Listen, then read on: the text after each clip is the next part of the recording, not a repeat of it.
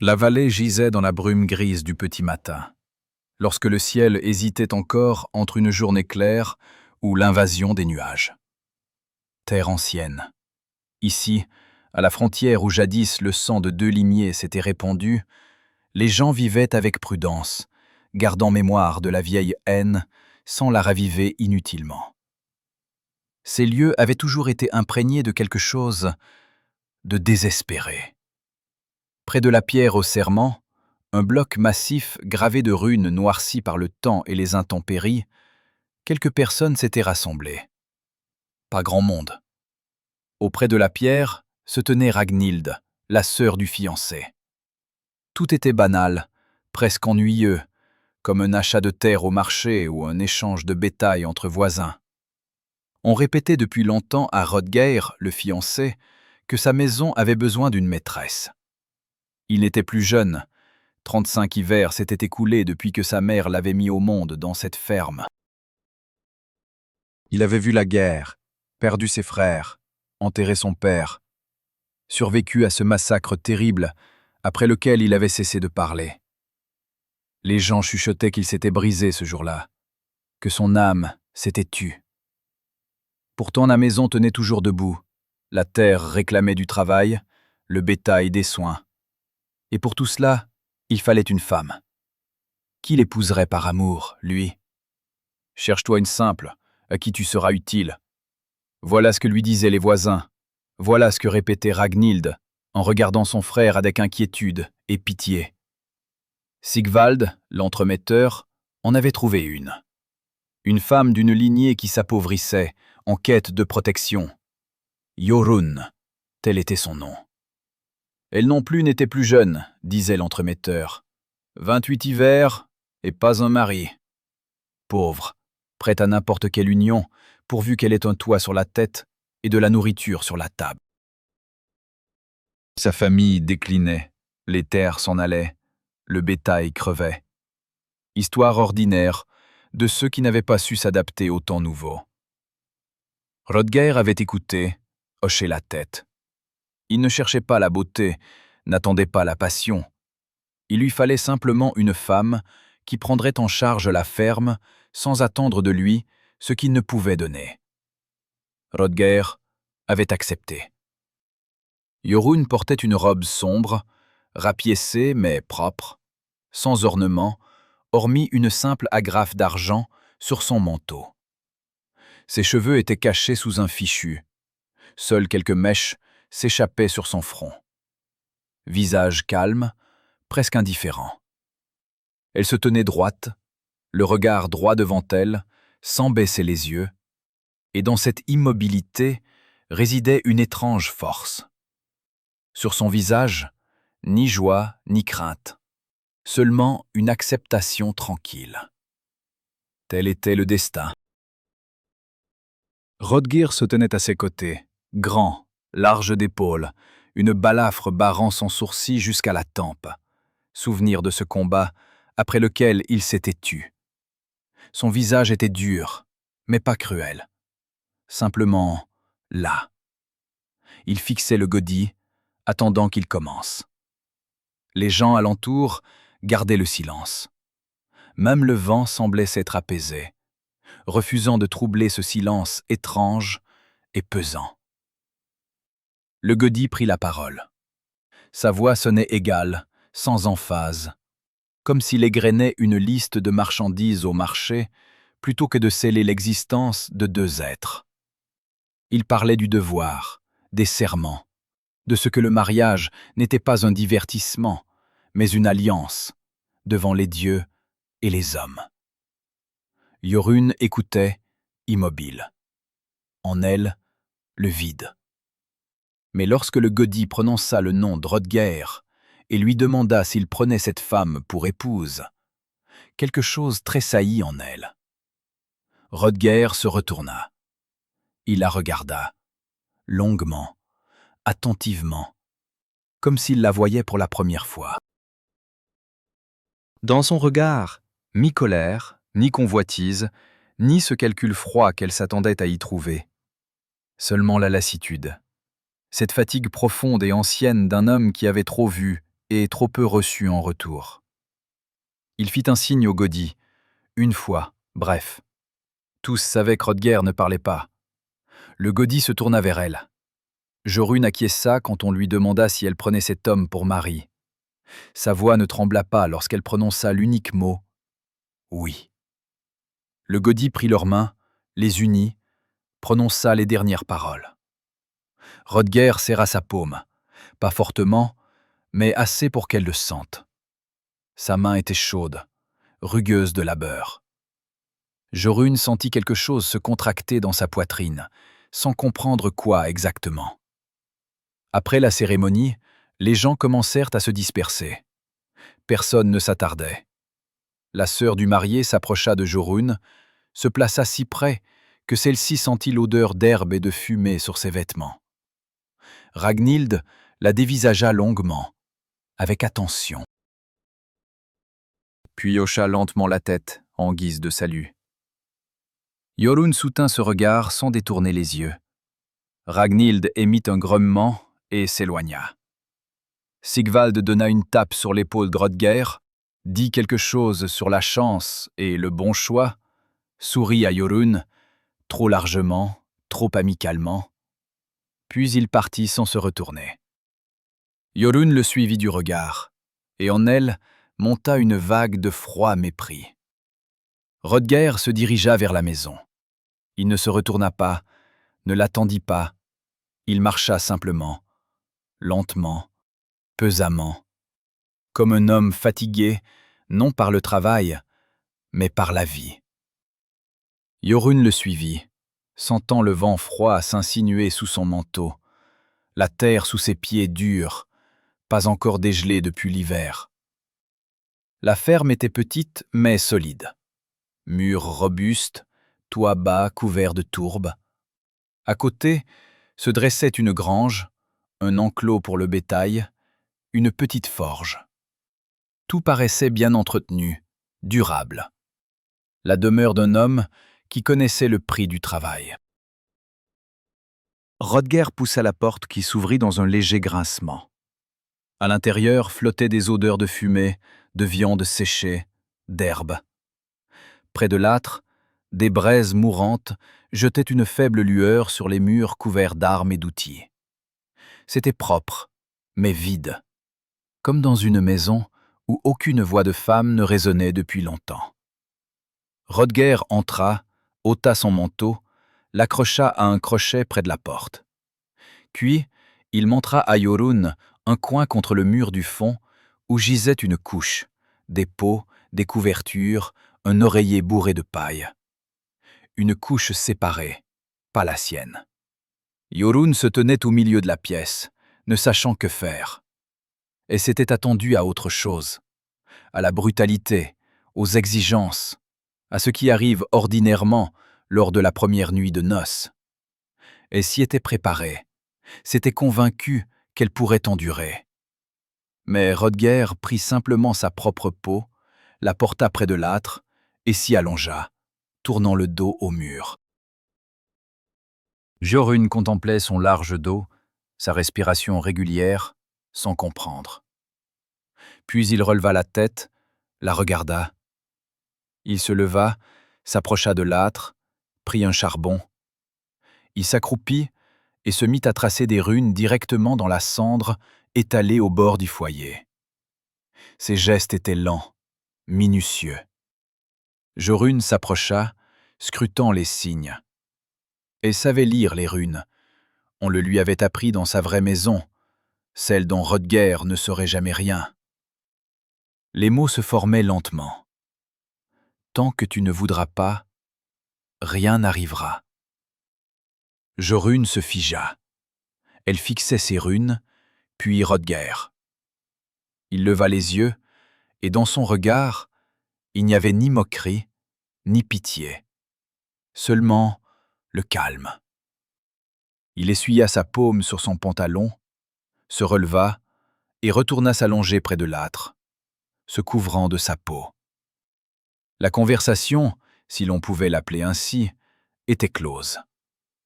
Jorunn s'approcha lentement de sa couche, s'assit au bord, puis s'allongea en se couvrant de la couverture. Elle fixait l'obscurité sous le plafond, écoutait les braises crépiter, la respiration de Rödger, le vent gratter à la fenêtre. En elle, tout se renversait. Elle s'était préparée à un mari froid et brutal, et à son propre rôle de traîtresse. Mais pas à cela, pas à ce choix, pas à ce respect étrange et silencieux. Elle resta longtemps éveillée, incapable de trouver le sommeil.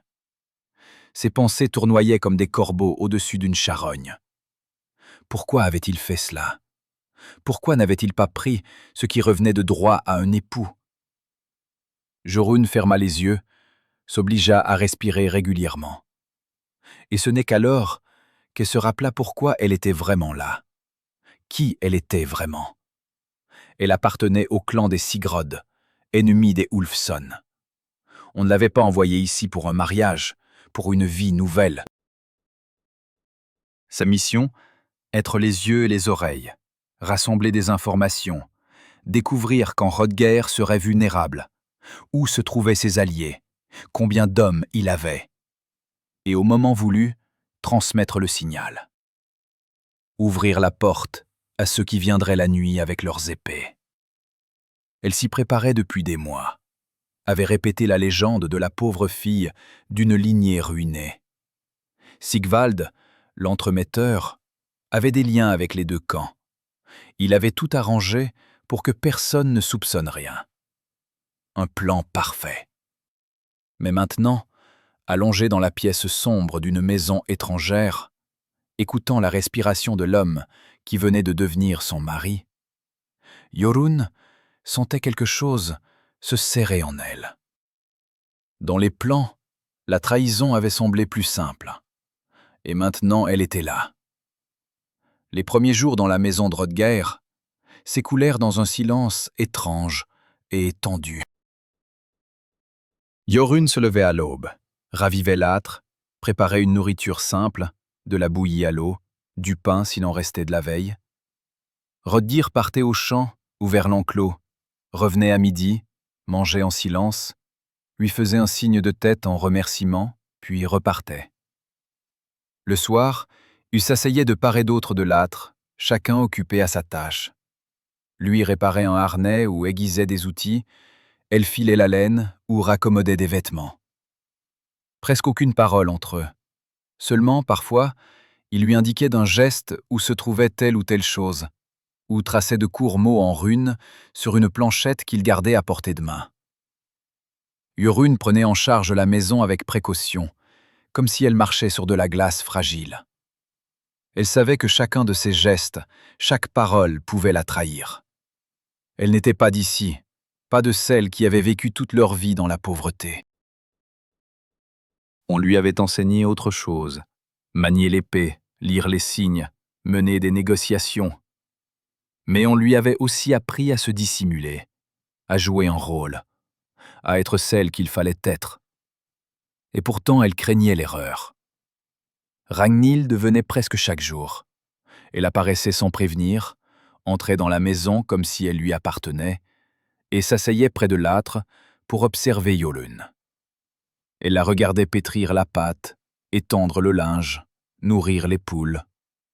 Elle la regardait longuement, intensément, comme si elle cherchait à surprendre l'instant où le masque tomberait.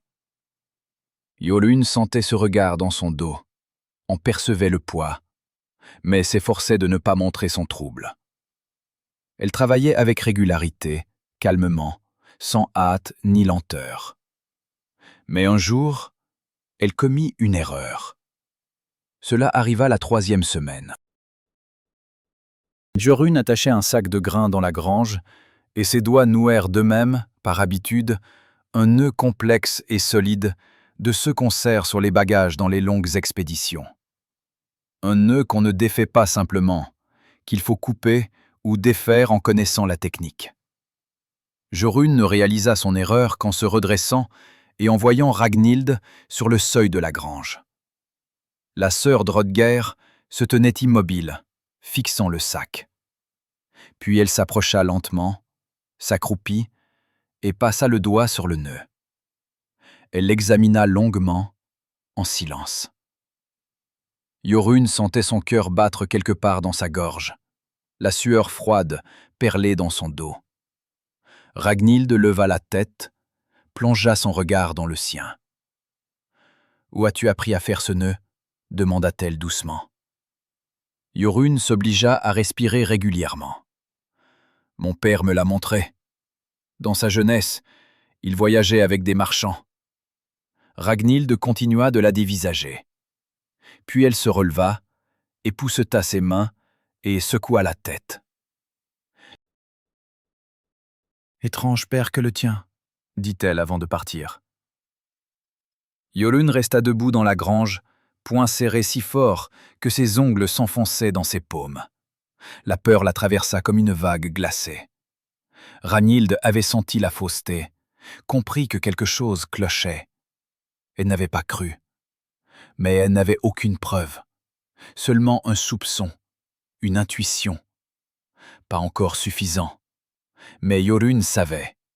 Il fallait être plus prudente. Hroðgeir, lui, semblait ne rien remarquer, ou faisait semblant.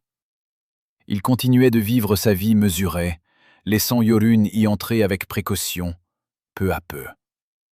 Il lui montrait où étaient entreposées les réserves, lui donnait les clés de la grange. Une confiance qu'elle ne s'était pas attendue à obtenir si rapidement. Il la plaçait à ses côtés quand les voisins venaient discuter affaires, limites des terres, chemins, routes commerciales. Jorunn restait silencieuse, écoutait, mémorisait.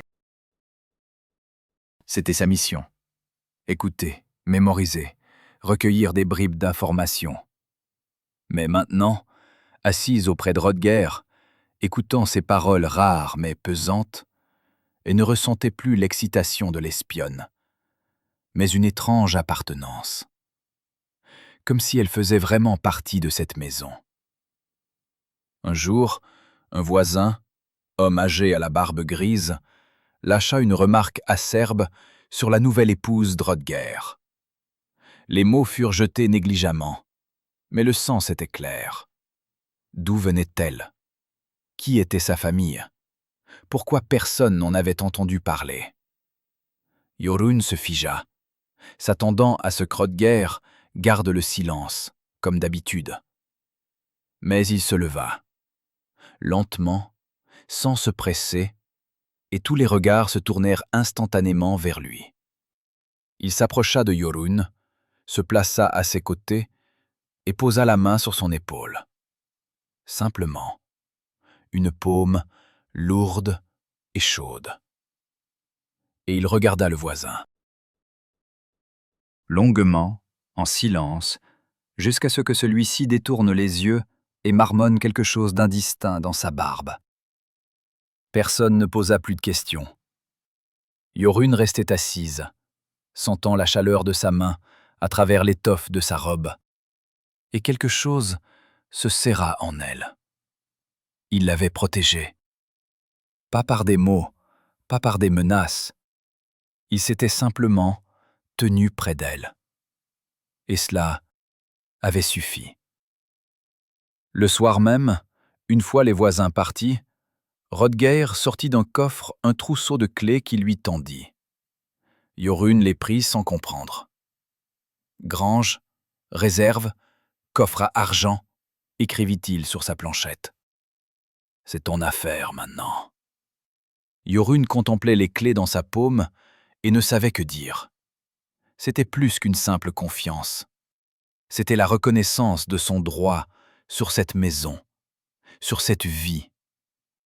Elle leva les yeux vers Hroðgeir et il hocha la tête, comme s'il répondait à une question qu'elle n'avait pas formulée. Les jours passèrent. Jorunn commença à remarquer des détails qui lui avaient échappé auparavant. Comment Hroðgeir réparait la clôture, même quand il était si fatigué qu'il tenait à peine debout, parce qu'il savait que s'il ne le faisait pas maintenant, demain serait pire. Comment il nourrissait les chiens en premier, avant de s'asseoir lui-même à table, et comment les chiens le regardaient avec adoration. Comment il travaillait de l'aube au crépuscule, sans se plaindre, sans attendre d'éloges, faisant simplement ce qui devait être fait. Le soir, quand elle s'asseyait près de l'âtre pour raccommoder sa chemise, il posait silencieusement près d'elle une coupe d'infusion chaude aux herbes. Ne demandait pas si elle en voulait, la posait simplement et s'éloignait. Jorunn buvait, sentant la chaleur se répandre en elle, et se surprenait à penser que c'était de l'attention. Simple, discrète, sans mots ni gestes superflus, mais réelle. Son silence cessa de peser. Il devint partie du rythme de la maison, où les mots se faisaient rares de toute façon, mais où chaque geste en disait davantage. Jorunn s'habitua à ce silence, commença à le comprendre. Elle apprit à le lire dans ses mouvements, son regard, sa manière de tenir ses épaules ou de serrer les lèvres. Parfois, il lui semblait entendre ses pensées, bien qu'il ne prononçât pas un mot. Mais il y eut une nuit où tout changea. Jorunn ne parvenait pas à dormir. Allongée sur sa couche, elle écoutait le vent hurler dehors, les braises craquer dans l'âtre. Hrodger gisait près du feu, comme d'habitude. Soudain, il bougea, s'assit. Jorunn se figea, feignant le sommeil. Il se leva, s'approcha de l'âtre, ajouta du bois. Puis il s'assit sur un banc, posa les mains sur ses genoux et resta ainsi, fixant les flammes. Jorunn entr'ouvrit les yeux, l'observant à travers ses cils. À la lueur du feu, son visage paraissait plus doux, plus jeune.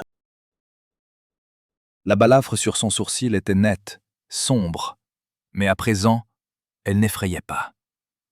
Hrodger soupira, profondément, avec lassitude, et passa la main sur son visage. Jorunn vit dans ce geste quelque chose d'insupportablement humain qui fit se contracter son cœur. Cet homme était fatigué, non du travail, mais de la solitude, de ce silence qui n'avait pas été un choix, mais était devenu l'unique façon de survivre.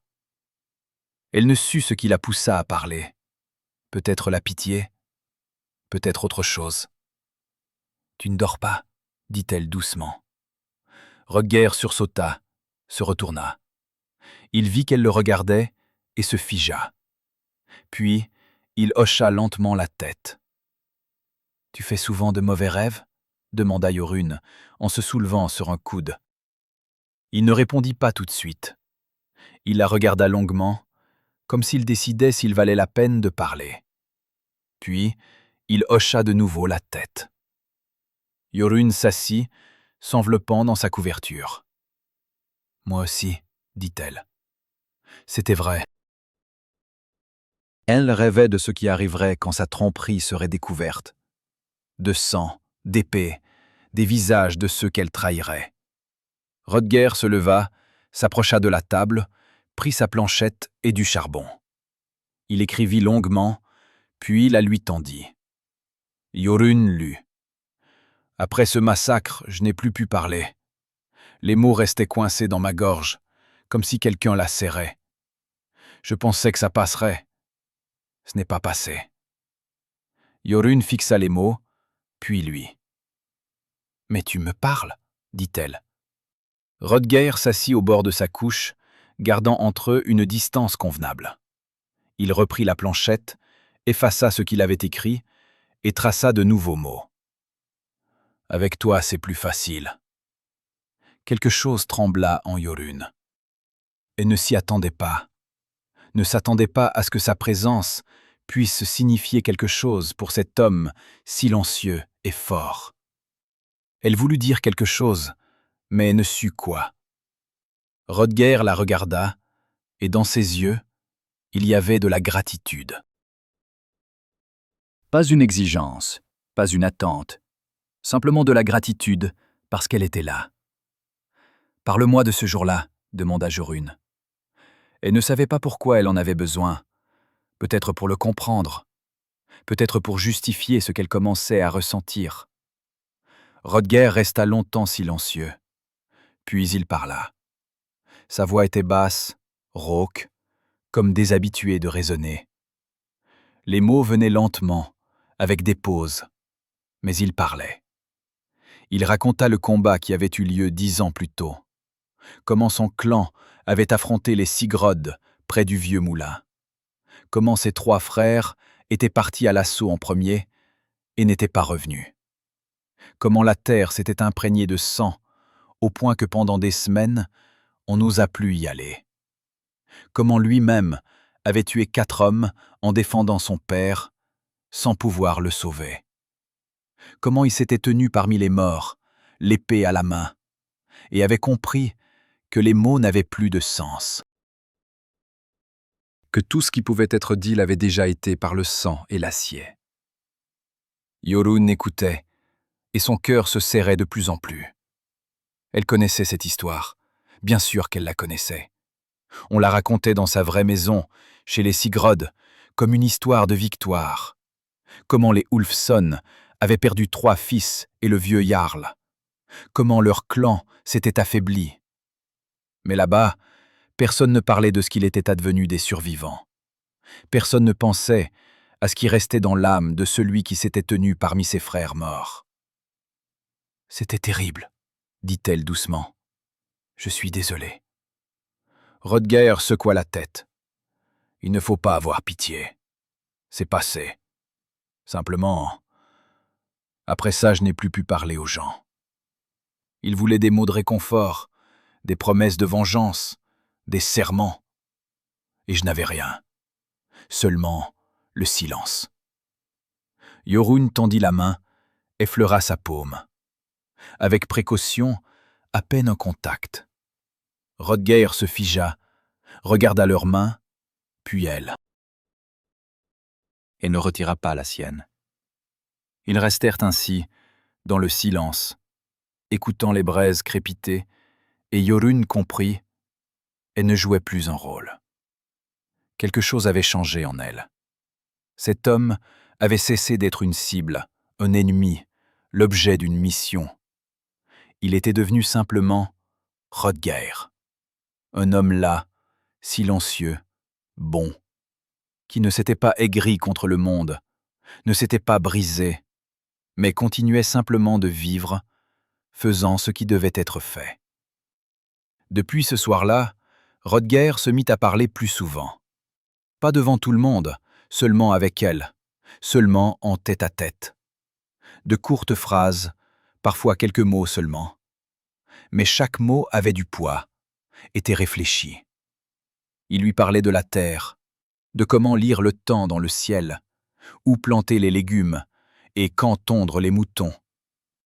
Il partageait un savoir accumulé au fil des années, et Yorun saisissait chaque parole, la mémorisait non parce que c'était partie de sa mission, mais parce que cela l'intéressait. Elle aussi commença à s'ouvrir. Avec prudence, peu à peu. Elle racontait son enfance, des demi-vérités, un mélange d'invention et de réalité. Disait qu'elle avait grandi dans une famille pauvre, que son père lui avait appris à tenir un couteau pour qu'elle puisse se défendre, qu'elle avait eu peur de se retrouver seule quand le clan avait commencé à décliner. Rodger écoutait sans interrompre, et son regard s'adoucissait. Il ne posait pas de questions inutiles, ne creusait pas plus profond. Il acceptait simplement ce qu'elle disait, et cela suffisait. Un soir, alors qu'ils étaient assis près de l'âtre après le repas, Rodger prit sa main. Comme ça, sans prévenir, sans mots. Sa paume était chaude, rugueuse de cale. Yorun se figea, ne sachant comment réagir. Il ne la regardait pas, fixait le feu, mais ses doigts serrèrent sa paume plus fort. Yorun sentit quelque chose se briser définitivement en elle. La barrière qu'elle avait érigée depuis le premier jour, le mur entre le rôle et la réalité, tout cela s'effondra en un instant. Elle contemplait leurs doigts entrelacés et comprit qu'elle était tombée amoureuse. De cet homme silencieux et bon qui lui avait donné le choix quand nul autre ne l'aurait fait. Qui l'avait protégée, lui avait fait confiance, s'était ouvert à elle. Elle était tombée amoureuse. Et c'était plus effrayant que n'importe quelle bataille, plus dangereux que n'importe quel mensonge. Parce qu'elle se rappelait encore pourquoi elle était venue ici, se rappelait qui elle était vraiment. Et chaque jour passé auprès de Rodger, la vérité qu'il ignorait pesait sur elle de plus en plus lourd, se transformant de calculs froids en fardeau insupportable. 2 mois encore s'écoulèrent, et la vie dans la maison de Rodger trouva son rythme. Jorunn apprit à cuire le pain comme il l'aimait, avec des herbes qui poussaient près du ruisseau. Apprit à comprendre quand il avait besoin de silence et quand il lui fallait sa présence à ses côtés. Ils travaillaient côte à côte, et dans ce travail, il y avait une intimité propre, plus solide que bien des mots. Rodger lui parlait de plus en plus souvent. Pas devant les gens, là il restait le même bouclier silencieux, taciturne et impénétrable. Mais en privé, quand ils se retrouvaient seuls tous les deux, sa voix résonnait plus librement. Il lui racontait comment il avait construit cette maison avec son père, comment ils avaient choisi les rondins, monté la toiture. Ses frères qui les aidaient alors et riaient, ignorant que dans quelques années, leur voix se tairait à jamais. Il parlait lentement, avec de longues pauses, mais Jorunn avait appris à écouter ces pauses, à comprendre ce qui se cachait derrière elle. Elle aussi se mit à raconter, prudemment, mêlant vérité et mensonge avec tant d'art qu'elle-même oubliait parfois où finissait l'un et où commençait l'autre. Elle parlait de son enfance, de comment elle avait appris à tenir un couteau. C'était vrai, on le lui avait enseigné chez les Sigrodes, enseigné sérieusement, comme on enseigne à ceux qui peuvent être utiles au combat. Mais à Rodger, elle disait que son père lui avait montré cela pour se défendre, au cas où les routes deviendraient dangereuses. Disait qu'elle avait eu peur de se retrouver seule quand le clan s'affaiblissait et que les terres s'en allaient. Et cela aussi était vrai, seulement pas de la façon dont il le comprenait. Un soir, alors qu'ils étaient assis près de l'âtre après une longue journée de travail, Rodger parla de nouveau de ce combat. Cette fois plus en détail qu'auparavant. Il raconta comment son frère cadet, encore presque un gamin, s'était lancé à l'assaut le premier sans attendre l'ordre, et comment une lance l'avait frappé en pleine poitrine. Comment le frère du milieu s'était précipité vers lui et était tombé lui aussi. Comment l'aîné avait tenu plus longtemps que tous, couvrant leur père, mais l'épée d'un Sigrod lui avait percé la gorge, et il s'était étouffé dans son propre sang. Rodger parlait doucement, posément, comme s'il égrenait une liste de marchandises. Mais Jorunn voyait les muscles de sa mâchoire se contracter, les jointures de ses doigts blanchir en serrant le bord du banc. « Je me tenais parmi eux, quand tout fut fini, dit-il. Mon père est mort dans mes bras. La dernière chose qu'il a dite fut « Ne te venge pas. Vis. » Je le lui ai promis. Et après cela, je n'ai plus pu parler. Chaque fois que j'essayais, ma gorge se serrait, comme si quelqu'un m'étranglait de l'intérieur. Jorunn écoutait, et tout en elle se nouait serré. Elle connaissait cette histoire. Bien sûr qu'elle la connaissait. On la racontait dans sa vraie maison, mais là-bas, elle sonnait autrement. On parlait d'une glorieuse victoire, de comment les Sigrodes avaient brisé l'échine des Ulfson, comment l'ennemi avait perdu ses meilleurs guerriers. Personne ne parlait du jeune homme qui s'était tenu parmi ses frères morts et ne pouvait plus prononcer un mot. Personne ne pensait que la guerre ne finit pas avec le dernier coup d'épée, qu'elle continue à l'intérieur de ceux qui ont survécu. Elle tendit la main, toucha sa paume. Rodger tressaillit, la regarda, et dans ses yeux, il y avait une telle douleur que Jorunn sentit son cœur se déchirer. « Tu ne t'es pas brisé, dit-elle doucement. Tu as survécu. Tu continues de vivre. C'est ça, la victoire. » Rodger retourna sa paume, serra sa main. Fort, mais sans faire mal. Ils restèrent ainsi longtemps, en silence. Et dans ce silence, il y avait plus d'intimité que dans n'importe quel mot. Jorunn regardait son visage, dur, couturé de cicatrices, mais maintenant doux, ouvert, et comprenait qu'elle ne pouvait plus feindre. Pas avec lui. Pas après qu'il lui eût fait confiance à ce point. Cette nuit-là, elle ne dormit pas. Allongée sur sa couche, elle écoutait Rutger respirer près de l'âtre et réfléchissait. La vérité pesait sur elle de plus en plus lourd chaque jour. Elle était entrée dans cette maison avec une mission. Sa vraie famille, les Sigrod, ceux-là même qui avaient tué ses frères et son père. On ne l'avait pas envoyée ici pour un mariage, pour une vie nouvelle. C'était un piège, minutieusement planifié. Le mariage devait endormir la vigilance d'Rutger, le rendre vulnérable. Sigvald, cet entremetteur qui avait tout arrangé, avait des liens avec les deux camps. Il aidait les Sigrod depuis des années, transmettait des informations, organisait les rencontres nécessaires. Il avait trouvé le moyen d'introduire l'ennemi au cœur même de la maison des Ulfson. Jorunn devait observer, mémoriser. Découvrir combien d'hommes avait Rutger, à qui il faisait confiance, où il gardait ses armes, quand il était vulnérable. Et au moment voulu, transmettre le signal. Ouvrir la porte la nuit à ceux qui viendraient avec leurs épées. On l'avait préparé à cela pendant des mois. On lui avait appris à mentir, à jouer un rôle, à ne pas montrer sa peur. Elle était prête pour un mari froid et brutal, pour les humiliations, pour une vie où il faudrait endurer jusqu'à ce que l'heure vienne. Prête pour le rôle de traîtresse. Mais son rôle s'était brisé contre sa chaleur silencieuse, contre la confiance qu'il lui avait donnée sans exigence ni condition, contre sa bonté qui s'était révélée plus forte que tous ses préparatifs. Jorunn se leva, jeta son manteau sur ses épaules et sortit dans la cour. La nuit était froide. Les étoiles pendaient au-dessus de la vallée en grappes épaisses.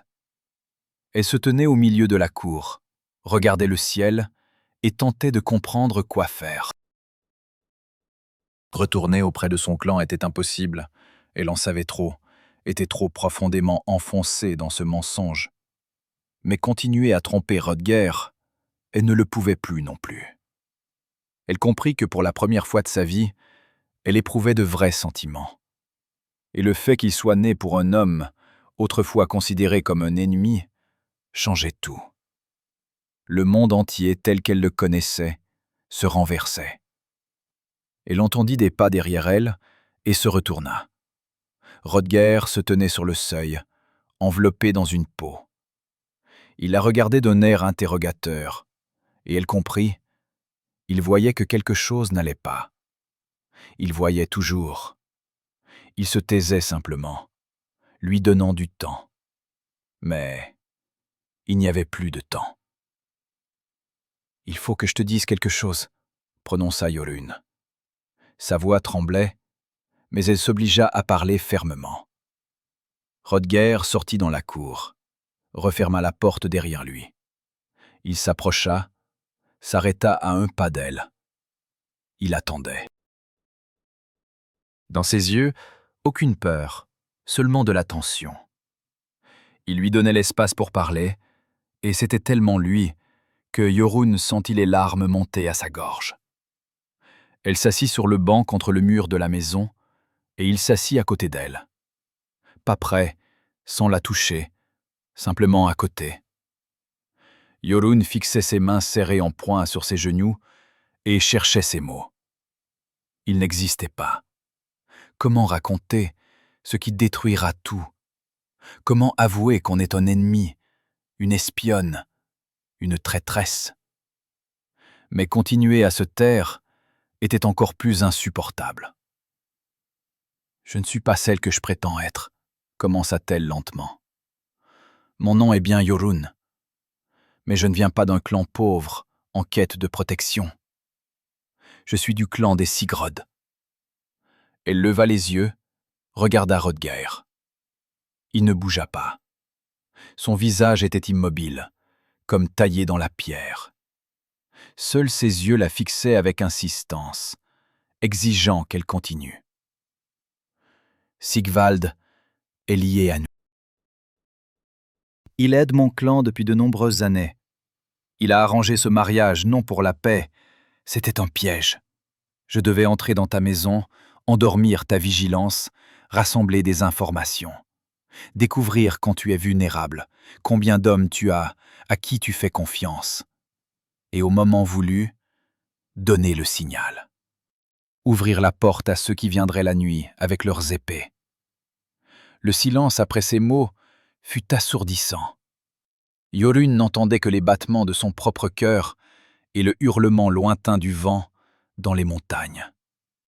Hroðgeir restait immobile, regardait au loin, au-delà de la cour, au-delà de la nuit. Elle attendait, poing serré si fort que ses ongles s'enfonçaient dans ses paumes jusqu'à la douleur. Elle attendait la colère, les malédictions, le coup. Elle attendait qu'il se lève, entre dans la maison et revienne avec son épée.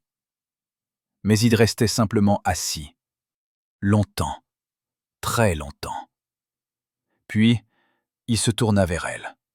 « Pourquoi me dis-tu cela maintenant ?» demanda-t-il doucement. Jorunn ne s'attendait pas à cette question. Elle s'attendait à tout, sauf à ce ton calme, presque doux. Les larmes jaillirent de ses yeux, et elle ne les retint pas. « Parce que je ne peux plus. J'aurais dû te trahir, Hroðgeir. Je suis venu ici pour te trahir. Mais je ne peux pas. Je ne peux pas parce que tu es un homme bon. Tu m'as donné le choix quand nul autre ne l'aurait fait. Tu m'as fait confiance, tu m'as protégé, tu t'es ouvert à moi. Tu ne t'es pas aigri contre le monde après ce qui t'est arrivé. Tu es resté pur et droit.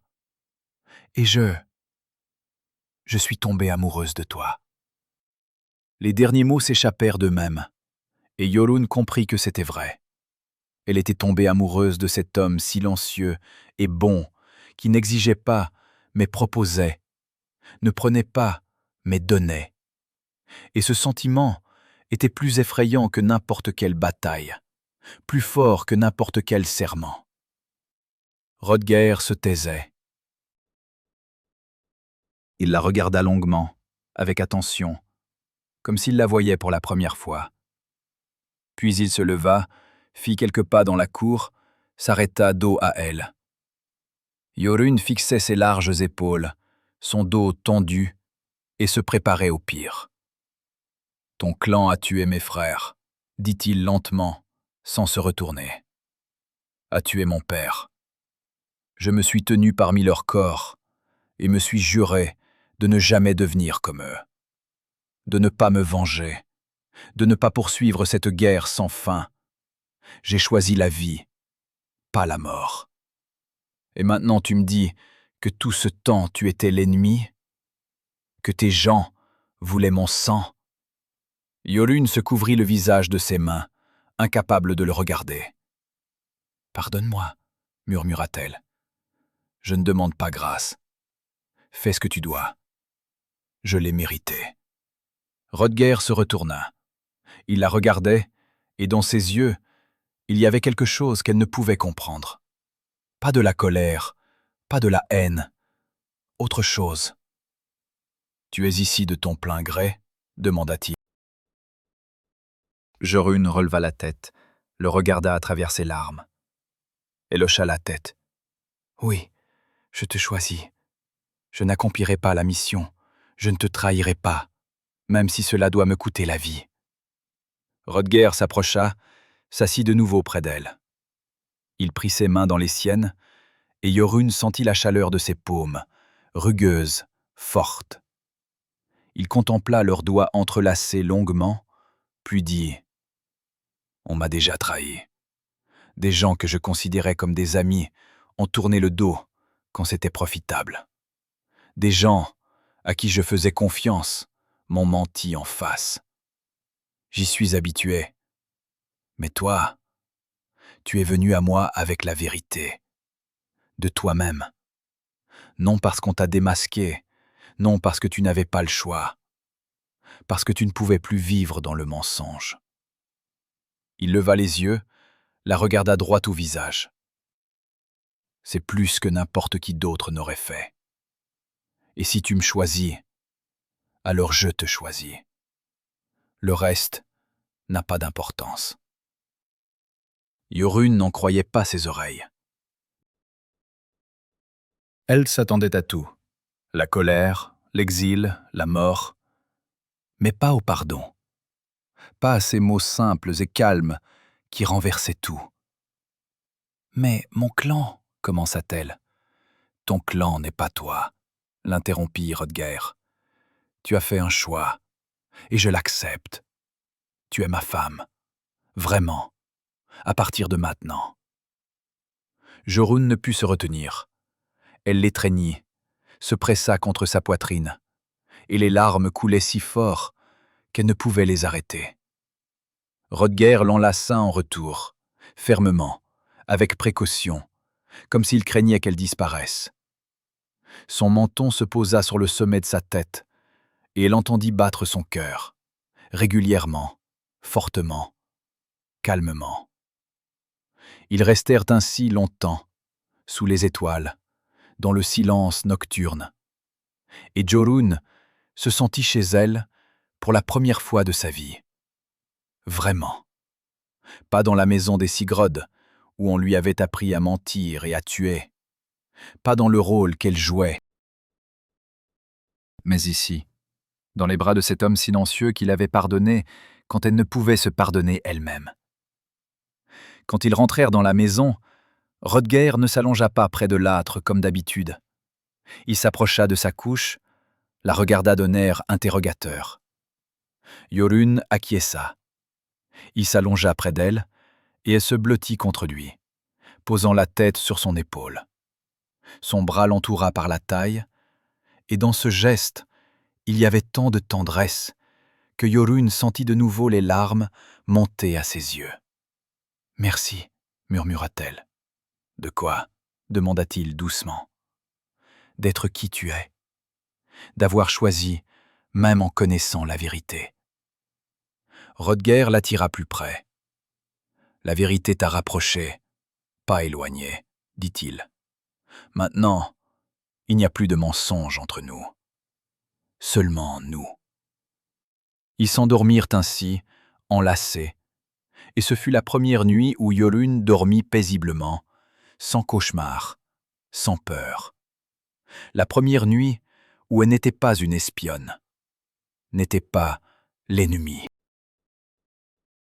Elle était simplement une femme qui avait trouvé son foyer. Mais le matin apporta une nouvelle inquiétude. Jorunn se réveilla la première, se dégagea prudemment des bras de Rodger et sortit dans la cour. Elle devait réfléchir.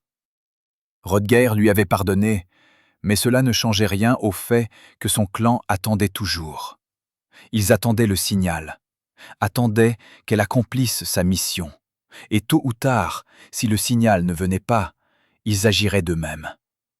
Rodger était en danger, et elle devait faire quelque chose.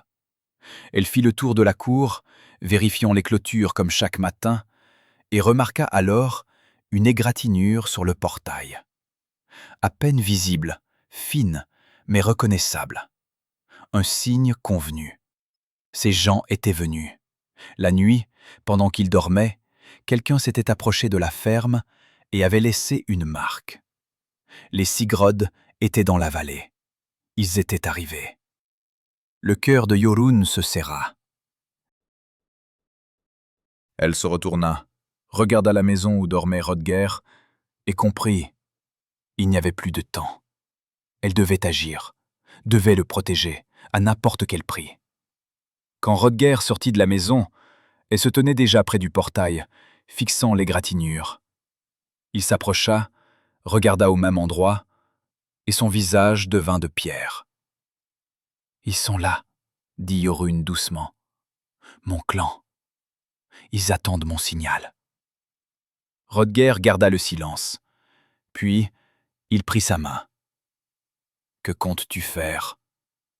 Jorunn le regarda, et dans ses yeux brillait la détermination. « Les arrêter. Je ne les laisserai pas te toucher. » Rhodger serra sa paume plus fort. « Alors nous le ferons ensemble. » Et dans ce mot bref, dans ce geste simple, il y avait plus de confiance que Jorunn n'en avait reçu de toute sa vie. Il lui faisait confiance. Même en sachant qui elle était, même en comprenant le danger, il croyait qu'elle l'avait choisi. Et elle ne trahirait pas cette confiance. Pas maintenant. Pas après avoir enfin trouvé ce qu'elle cherchait toute sa vie sans le savoir. L'amour. Après cette nuit où Jorunn avait révélé la vérité, quelque chose changea entre eux.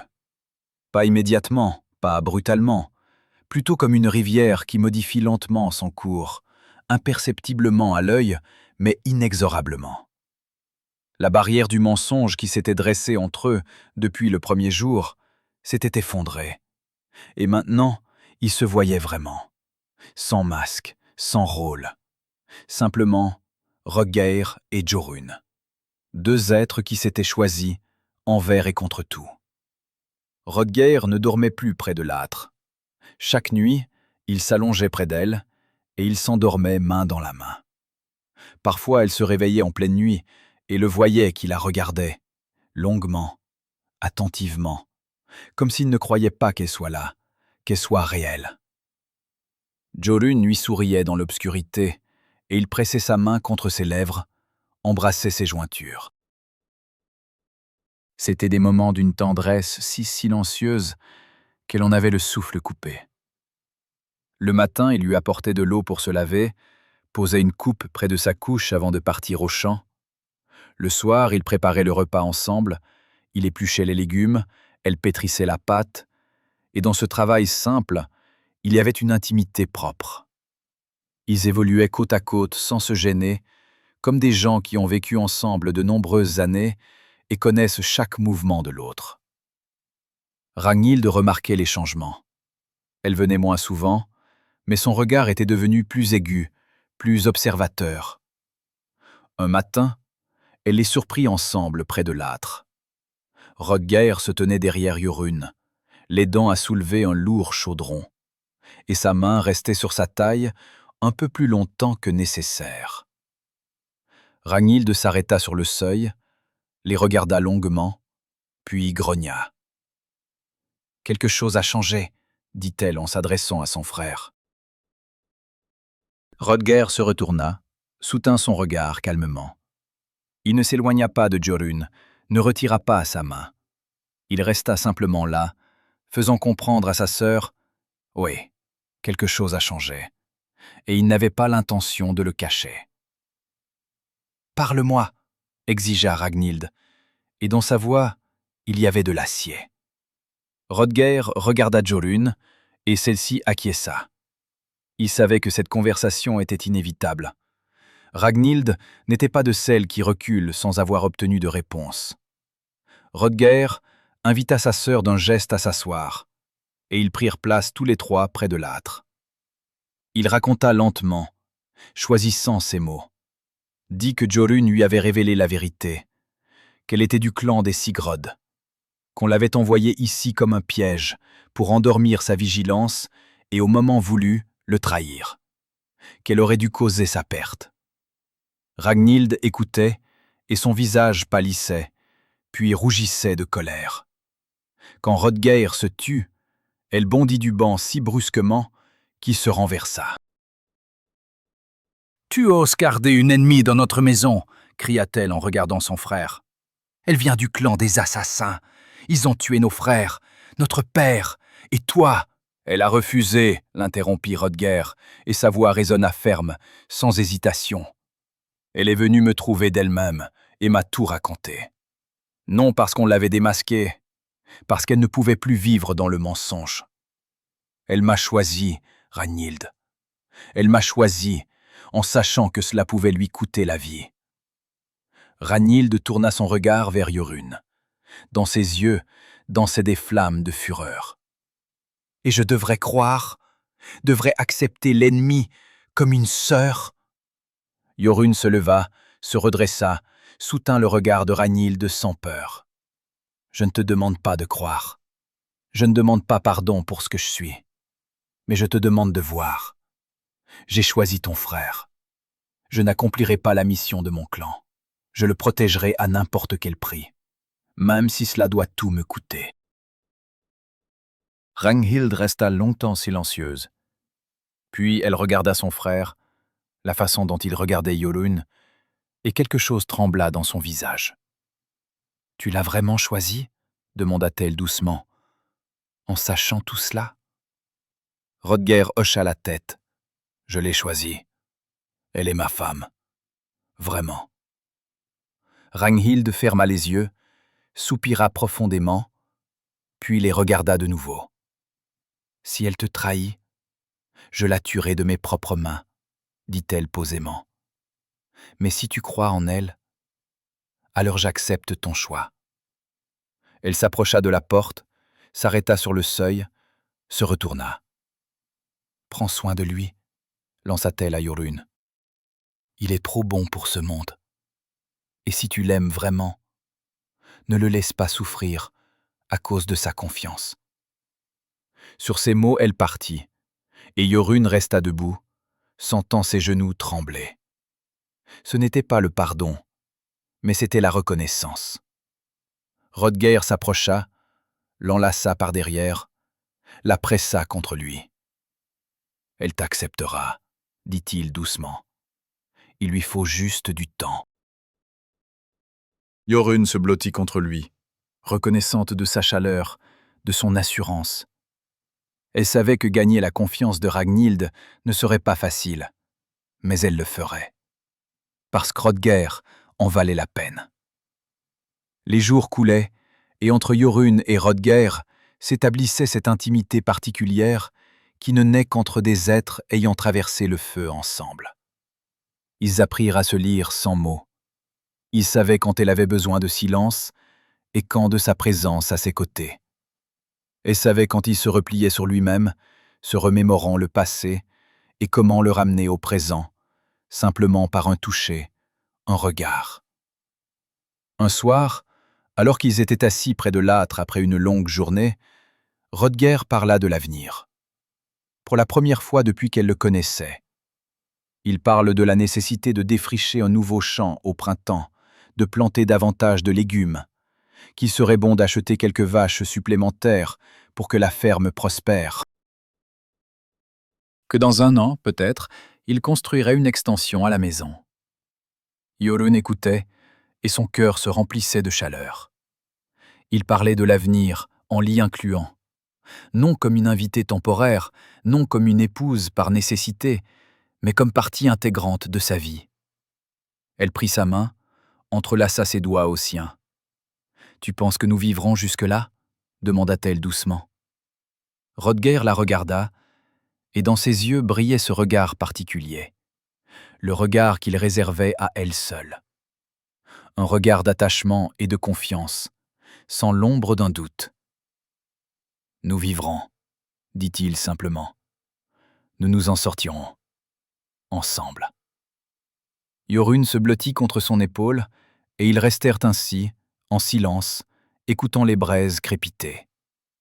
Dans ces regards, dans ce silence, ils s'étaient vraiment trouvés. Non dans la passion, non dans de bruyants serments, mais dans la tranquille certitude qu'ils avaient besoin l'un de l'autre, qu'ils ne formaient qu'un. Mais le bonheur ne dura guère. 3 jours après la conversation avec Ragnhild, Jorunn revint du ruisseau, portant de l'eau, et remarqua une autre égratignure. Cette fois, non sur le portail, mais sur le tronc d'un arbre, à la limite de la ferme. Fine, à peine visible, mais reconnaissable. Le 2e signe. Ces gens étaient là, ils attendaient. Et chaque jour, leur patience s'amenuisait. Jorunn posa les seaux, s'adossa à l'arbre, ferma les yeux. Son cœur battait si fort qu'il semblait près de jaillir de sa poitrine. Elle savait qu'elle devait agir. Si elle ne faisait rien, les Sigrod agiraient d'eux-mêmes. Ils n'attendraient pas éternellement. Hrodgaer était en danger, et elle seule pouvait le protéger. Elle entra dans la maison, et Hrodgaer vit immédiatement que quelque chose n'allait pas. Il se leva de la table où il réparait un harnais, s'approcha d'elle, il lui prit les mains, l'interrogeant silencieusement du regard. Jorunn serra ses paumes, s'obligea à respirer régulièrement. « Ils sont là, dit-elle. Mon clan. Ils sont dans la vallée, attendent mon signal. J'ai vu une autre marque. Cela signifie qu'ils sont proches. Très proches. » Hrodgaer hocha lentement la tête, digérant l'information. Puis il demanda. « Que comptes-tu faire ?» Jorunn plongea son regard dans le sien. « Je dois aller vers eux, parler, les retarder, donner de fausses informations, les envoyer ailleurs que là où il faut, gagner du temps. » Hrodgaer secoua la tête. « C'est dangereux. S'ils comprennent que tu les trompes, ils ne comprendront pas, » l'interrompit Jorunn. « Je sais mentir. On me l'a appris toute ma vie. Ils me croiront parce que je suis des leurs. Je suis de leur sang. » Hrodgaer resta silencieux, puis l'attira à lui, l'étreignit fermement. « Je te fais confiance, » dit-il doucement. « Mais si quelque chose tourne mal, si tu sens le danger, fuis. Fuis simplement, sans te retourner. » Jorunn se pressa contre sa poitrine, écoutant battre son cœur. « Je ne te laisserai pas, » murmura-t-elle. « Jamais. » Cette nuit-là, Jorunn ne dormit pas. Allongée près de Hrodgaer, elle écoutait sa respiration régulière et réfléchissait à ce qu'elle dirait aux siens. Elle devait inventer un mensonge qui sonnerait convaincant. Un mensonge qui les retarderait assez longtemps pour qu'Hrodgaer ait le temps de se préparer. Elle se leva avant l'aube, s'habilla silencieusement pour ne pas le réveiller. Mais quand elle s'approcha de la porte, elle entendit sa voix. « Jorunn !» Elle se retourna. Hrodgaer était assis sur la couche, la regardait. Il se leva, s'approcha, prit son visage entre ses paumes.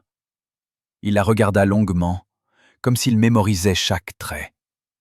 Puis, il se pencha et l'embrassa. Lentement, tendrement, mettant dans ce baiser tout ce qu'il ne pouvait dire avec des mots. Quand il s'écarta, Jorunn vit de la peur dans ses yeux. Non pour lui, pour elle. « Reviens-moi, » dit-il simplement. « Je reviendrai, » promit-elle. Elle sortit de la maison alors que le ciel était encore sombre. Elle marcha vite, connaissant le chemin par cœur. Le lieu de rendez-vous avait été fixé au vieux moulin en bordure de la vallée, une bâtisse abandonnée où personne n'allait depuis des années. Jorunn y arriva quand les premiers rayons de l'aube commençaient tout juste à teinter le ciel de gris. Au moulin, 2 hommes l'attendaient. Son cousin Eirik, homme de haute taille à la barbe couleur de rouille, et le vieux guerrier Thorgrim, vétéran de maintes batailles, au visage couturé de cicatrices. Tous deux portaient des épées à la ceinture. Tous deux la regardaient avec impatience. « Enfin !» lâcha Eirik quand Jorunn s'approcha. « Nous attendons depuis 1 semaine. Pourquoi si longtemps ?» Jorunn s'obligea à paraître calme, assurée. Elle entra dans le rôle aisément, comme on enfile un vieux vêtement qui tombe parfaitement. « Il fallait être prudente, » répondit-elle posément. « Sa sœur se méfie. Elle surveille chacun de mes gestes. Si j'avais précipité les choses, elle aurait pu tout gâcher. » Eirik grogna. « Et qu'as-tu appris ?» Jorunn se mit à parler, lentement, avec assurance, tissant la vérité au mensonge avec tant d'art que l'un était indiscernable de l'autre. Elle dit qu'Hrodgaer lui faisait entièrement confiance, qu'elle savait où il gardait ses armes, combien d'hommes il avait, à qui il se fiait. Elle dit que demain, il irait inspecter le champ éloigné, à la limite ouest de la ferme, seul, sans garde, parce qu'il pensait n'être en aucun danger. « C'est le moment idéal pour une embuscade, dit-elle. Le chemin traverse la forêt. On peut facilement le prendre là. » Thorgrim hocha lentement la tête, réfléchissant. « Pourquoi pas dans la maison, la nuit pendant qu'il dort? Tu pourrais simplement ouvrir la porte. » Jorunn secoua la tête. « Dans la maison, c'est trop dangereux. Sa sœur vit tout près, dans un autre bâtiment. Elle a le sommeil léger. Si elle entend du bruit, elle alertera toute la région. Sur la route, il sera seul, loin de tout secours. » Eric la regarda avec méfiance. « Tu es sûr? Tu n'essaies pas de nous tromper, cousine ?» Jorunn soutint son regard calmement, sans ciller. « Pourquoi vous tromperais-je? Je suis ici pour la même raison que vous, pour notre clan. Les Ulfson doivent payer pour ce qu'ils nous ont fait. » Le mensonge glissait de ses lèvres facilement, comme une respiration. Elle disait ce qu'il voulait entendre, et il croyait. Parce qu'elle était des leurs, parce qu'il ne pouvait imaginer qu'elle les trahisse. Mais Jorunn ne donnait pas le bon endroit. Le champ ouest se trouvait à l'opposé du chemin qu'Hrothgar comptait vraiment emprunter. Elle les envoyait là où ils ne seraient pas. Elle lui donnait du temps. « Attendez près du vieux chêne, à la lisière de la forêt ouest, dit-elle. Je donnerai le signal quand il partira. De la fumée d'un feu. Vous la verrez. Agissez. » Eric hocha la tête, satisfait. « Bien, nous serons prêts. Et toi, tu t'en sortiras? » « Quand tout sera fini, tu pourras vivre avec ça ?» Jorunn plongea son regard dans le sien et mentit une dernière fois. « Je le pourrai. C'est mon devoir. » Elle partit sans se retourner, sentant leur regard brûler son dos. Ce n'est que lorsque la forêt la cacha à leurs yeux qu'elle se permit d'expirer. Ses mains tremblaient, ses jambes la soutenaient à peine. Elle s'adossa à un arbre, ferma les yeux, s'obligea à respirer régulièrement. Elle avait menti à son clan, les avait trahis pour sauver un homme qui était leur ennemi. Et étrangement, elle ne ressentait aucune culpabilité, seulement du soulagement. Quand Jorunn revint à la ferme, Hrothgar l'attendait près du portail. En la voyant, il fit un pas en avant, l'étreignit si fort qu'elle pouvait à peine respirer. « Tout va bien, » murmura-t-elle. « Ils ont cru. Je les ai envoyés ailleurs. Nous avons du temps. » Hrothgar s'écarta, regarda son visage. « Et ensuite ? » ?»« Ensuite, nous nous préparons, » répondit Jorunn. « Ils comprendront que je les ai trompés, tôt ou tard. Et alors, ils viendront ici. Nous devons être prêts. » Hrothgar acquiesça.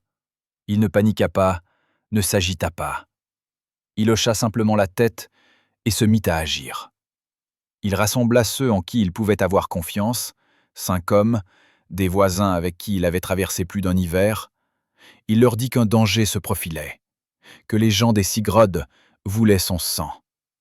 Les hommes écoutèrent en silence, puis hochèrent la tête. Si le bouclier silencieux disait que le danger était réel, alors c'était ainsi. Ils ne se préparaient pas au combat, ils se préparaient à la défense. Ils renforcèrent le portail, postèrent des hommes de façon à surveiller les accès à la ferme. Hrothgar ne voulait pas de sang. Il ne voulait qu'une chose, que ceux qui viendraient comprennent. On ne les attendait pas ici. On était prêt à riposter. Jorunn travaillait à ses côtés, et durant ces jours, elle sentit se renforcer entre eux ce qui ne pouvait être détruit ni par l'épée, ni par le mensonge. Ils formaient une équipe. Ils ne faisaient qu'un. Et le soir, épuisé par le travail, quand il se couchait, Hrothgar l'enlaçait, l'embrassait sur le sommet de la tête et murmurait « Quoi qu'il arrive, tu es avec moi. Et c'est suffisant. » Jorunn se blottissait contre lui, écoutait battre son cœur et savait, elle était prête à tout pour protéger cet homme. même si cela devait lui coûter la vie. Parce qu'il lui avait donné ce qu'elle n'avait jamais eu. Un foyer, l'amour, lui-même. Et elle ne permettrait à personne de le lui arracher. La journée passa dans une attente pesante. Jorunn continuait les travaux de la ferme, s'efforçant de ne pas montrer son inquiétude. Mais chaque son, chaque bruissement la faisait tressaillir. Elle savait qu'Eirik et Thorgrim attendaient à la lisière de la forêt ouest, scrutaient au loin, cherchaient la fumée du feu qu'elle avait promis d'allumer. Mais il n'y aurait pas de feu, pas de signal. Et quand ils comprendraient, quand ils réaliseraient que Hrodger n'apparaîtrait pas là où elle les avait envoyés, leur colère serait terrible. Hrodger se préparait en silence. Il vérifia les armes, s'assura que les épées étaient aiguisées, les boucliers intacts. Ces hommes se positionnèrent de façon à surveiller tous les accès à la ferme. Un au portail, 2 dans la grange d'où l'on voyait la route, 2 autres patrouillant la limite. Ce n'était pas une armée, mais une poignée de fidèles. Et Hrodger savait, parfois la fidélité vaut plus que le nombre. Vers midi, Jorunn comprit que le temps était écoulé, et se tenait à la fenêtre, regardait la route et sentait la peur serrer lentement sa gorge. Il devait déjà avoir compris, devait avoir réalisé qu'elle les avait trompés. Hrodger s'approcha par derrière, posa les mains sur ses épaules. « Ne te blâme pas, dit-il doucement. Tu as fait ce que tu devais. Tu m'as protégé. Maintenant, c'est mon tour de te protéger. » Jorunn se retourna, regarda son visage. Dans ses yeux, aucun reproche, seulement une calme détermination. « Ils viendront pour moi, » murmura-t-elle. « J'ai trahi mon clan. C'est impardonnable. » Hrodger secoua la tête. « Ils viendront, mais repartiront bredouille. Je te le promets. » Il l'attira à lui, et Jorunn se pressa contre sa poitrine, respirant l'odeur familière de fumée et de cuir. Dans cette étreinte résidait une sécurité qu'elle n'avait jamais connue auparavant. Elle ferma les yeux et se permit un instant de croire que tout irait bien. Mais le calme ne dura guère. L'un des guetteurs accourut vers la maison, essoufflé, l'inquiétude sur le visage. « Des cavaliers sur la route !» dit-il rapidement. « 3 ! Ils viennent ici !» Hrodger hocha la tête, lâcha Jorunn et prit son épée. Il ne la dégaina pas, la prit simplement, l'accrocha à sa ceinture. Jorunn regarda vérifier la courroie, ajuster son bouclier, et son cœur battait si fort qu'il semblait près de jaillir de sa poitrine. « Je viens avec toi, » dit-elle. Hrodger la regarda, voulut protester, mais vit la détermination dans ses yeux et se tut. Il savait. Elle ne resterait pas dans la maison pendant qu'il affrontait le danger. Ils étaient ensemble dans cette épreuve. Ils sortirent dans la cour. Les hommes de Hrodger se tenaient déjà près du portail, silencieux, prêts. Ragnhild était là aussi, un long couteau à la ceinture. En voyant Jorunn, elle hocha la tête. Un hochement bref et sec qui signifiait « Je suis là, et s'il le faut, je me battrai à tes côtés. » Les cavaliers s'approchèrent du portail et s'arrêtèrent.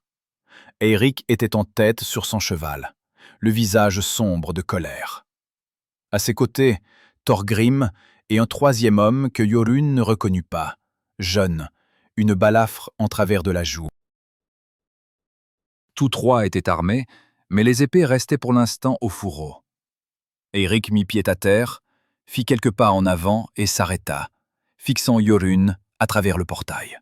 « Toi, dit-il, et sa voix était pleine de venin. Tu nous as menti. » Jorunn s'avança, se plaça de sorte qu'Hrodger soit derrière elle. Elle ne leur permettrait pas de voir la peur dans ses yeux. Pas maintenant. « Oui, » répondit-elle posément. « J'ai menti. » Eirik fit un pas de plus. Son visage se tordit. « Nous avons attendu toute la journée.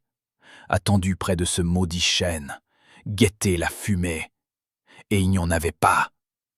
Rodger n'est même pas sorti. Tu nous as envoyés au mauvais endroit, exprès. Jorunn ne recula pas. J'ai fait ce que je devais. J'ai protégé mon mari.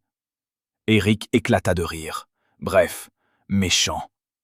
Ton mari? Tu as oublié qui tu es? Oublié que ton vrai clan est les Sigurd? Que cet homme est ton ennemi? Que ses proches ont tué les nôtres?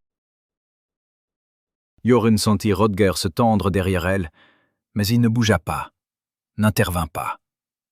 Il la laissa parler. « Je n'ai pas oublié, » dit Jorunn lentement. « Je me souviens de tout. Je me souviens de qui je suis et d'où je viens. Mais j'ai fait un choix, et mon choix, c'est cet homme. Il m'a donné ce que mon clan ne m'a jamais donné, le respect, la confiance, l'amour. Je ne trahirai pas pour une vengeance qui ne finira jamais. » Thorgrim cracha par terre. « Traîtresse, lâcha-t-il avec mépris, tu as déshonoré ton clan. Ton nom sera maudit. » Jorunn soutint son regard. « Qu'il me maudisse. Je peux vivre avec ça. » Eirik fit encore un pas en avant, sa main se porta vers son épée. « Tu crois être en sécurité derrière ces portes? Tu crois que ton mari muet te protégera? » Alors Rodger s'avança, se plaça près de Jorunn. Il ne dégaina pas son épée, mais sa main se posa sur la garde. En silence, il fixait Eirik, et dans ce regard, il y avait tant de froide détermination que celui-ci recula malgré lui d'un pas. « Il n'est pas muet, » dit Jorunn doucement. « Il ne gaspille simplement pas ses mots avec ceux qui ne les méritent pas. » Eirik serra les dents, son visage s'empourpra. Il voulut dire quelque chose, mais alors de derrière Rodger émergea Ragnhild. Elle se plaça de façon à ce que tous trois la voient, et prit la parole. Sa voix résonna forte, assurée, sans l'ombre d'une peur. « Écoutez-moi, gens des Sigurd. Vous êtes venus ici, pensant pouvoir réclamer du sang impunément. Mais vous avez oublié quelque chose d'important. Vous êtes sur la terre des Ulfson. Et cette terre est protégée non seulement par nos épées, mais par un accord. Un accord que nos clans ont conclu il y a 10 ans, quand ils ont compris que la guerre nous affaiblirait tous jusqu'à la mort. » Eirik ricana. « Un accord? Quel accord peut-il y avoir entre ennemis? » Ragnhild fit un pas en avant. « Un accord qui interdit les fusions de sang dans la vallée d'Eldamer sans le consentement du Conseil des Anciens. Un accord qui stipule « Tout coup porté ici sera considéré comme une rupture de la paix et une déclaration de guerre. Et si vous levez vos épées maintenant, si vous tentez de prendre mon frère ou son épouse par la force, ce sera une violation manifeste.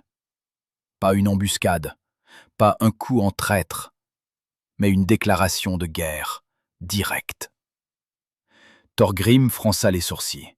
« Et alors, nous ne craignons pas la guerre ?»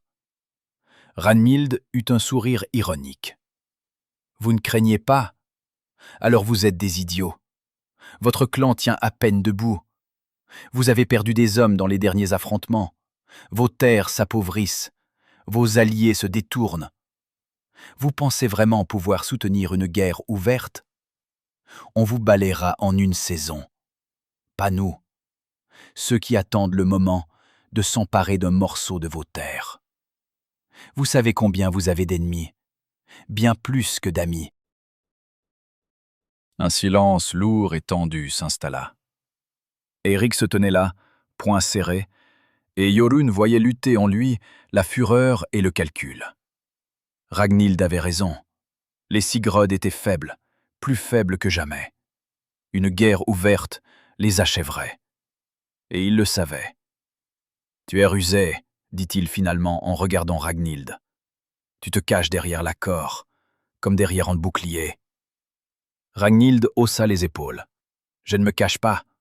Je vous rappelle simplement les règles du jeu auxquelles vous avez vous-même accepté de jouer. Si vous voulez les enfreindre, allez-y, mais préparez-vous aux conséquences. » Eric tourna son regard vers Yolune. Dans ses yeux dansaient des flammes de haine. « Tu es morte pour nous, » dit-il froidement. « Tu n'es plus une Sigrode. Ton nom est effacé. Si nous te voyons hors de ces terres, nous te tuerons sans sommation. » Yolune acquiesça, acceptant le verdict. « J'ai compris. » Eric resta encore un instant immobile, puis cracha par terre, se retourna et remonta sur son cheval. Thorgrim et le troisième homme le suivirent. Ils s'éloignèrent au galop sans se retourner, soulevant un nuage de poussière. Quand le bruit des sabots se fut éteint au loin, Yolune sentit ses jambes se dérober. Hroðgeir la rattrapa, l'enlaça, et elle se pressa contre lui, tremblant de tout son corps. L'adrénaline reflua, ne laissant que la fatigue et un étrange soulagement. « C'est fini, » murmura-t-elle. « Oui, » répondit Hroðgeir doucement. « C'est fini. » Ragnhild s'approcha d'eux, regarda longuement Yolune, puis posa la main sur son épaule.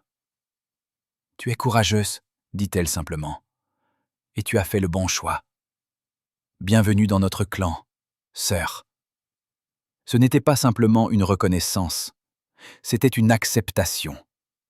Yolune regarda Ragnhild, et les larmes jaillirent de nouveau de ses yeux. Non de chagrin, mais de soulagement, de gratitude. Ragnhild hocha la tête, serra son épaule plus fort, puis s'éloigna, leur laissant un moment d'intimité. Les hommes d'Hroðgeir se dispersèrent lentement, échangeant à mi-voix. Le danger était passé, du moins pour l'instant.